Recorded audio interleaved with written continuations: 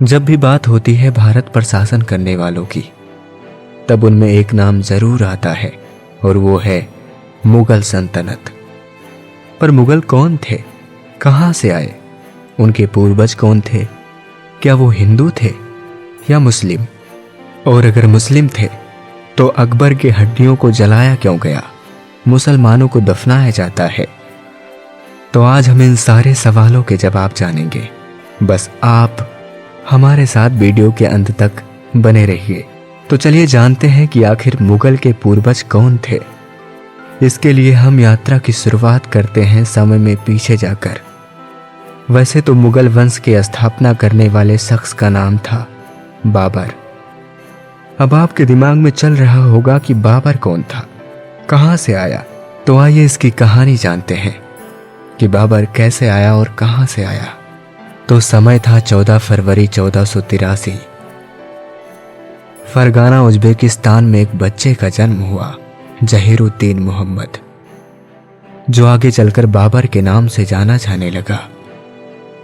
जिसके पिता थे उमर शेख मिर्जा, जो तैमूर वंश से ताल्लुक रखते थे, और मां कुतुब निगार खान, जो चंगेज खान की वंशज थीं।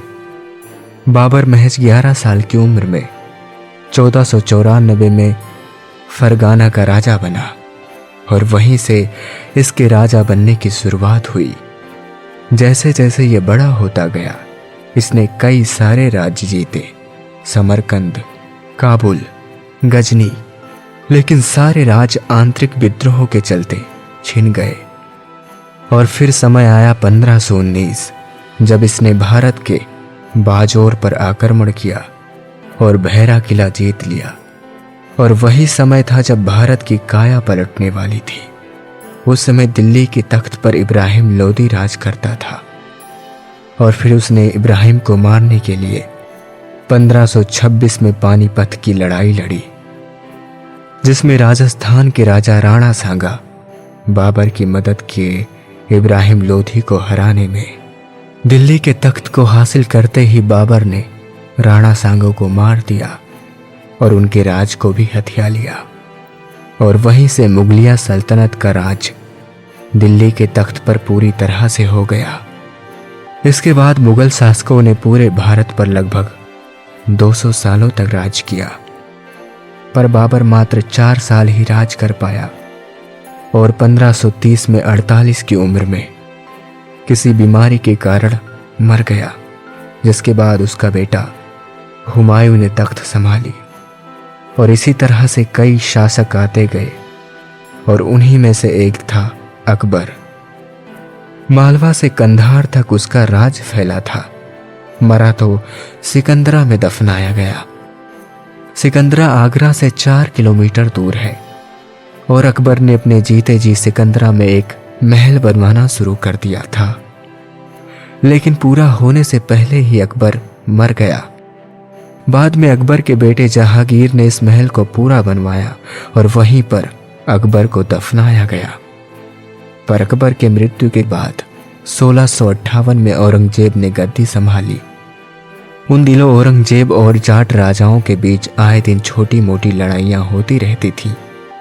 तब 1669 में औरंगजेब ने एक बड़ी सेना के साथ उन इलाकों पर हमला बोल दिया जो जाटों के कब्जे में थे।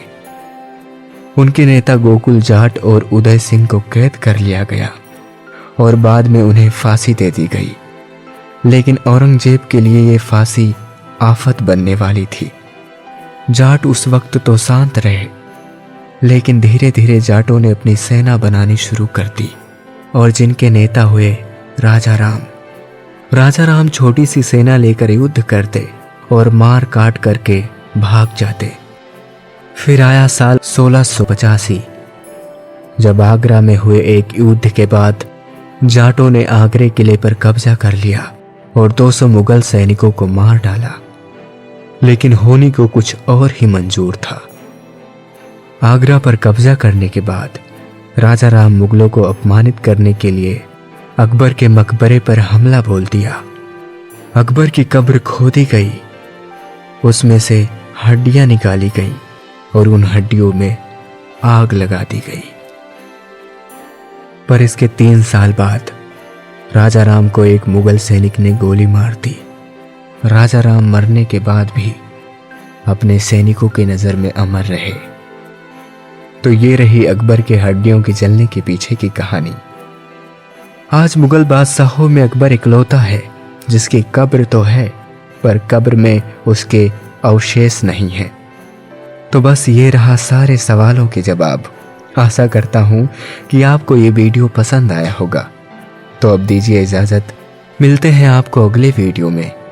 तब तक के लिए आप अपना ख्याल रखें। Thank you.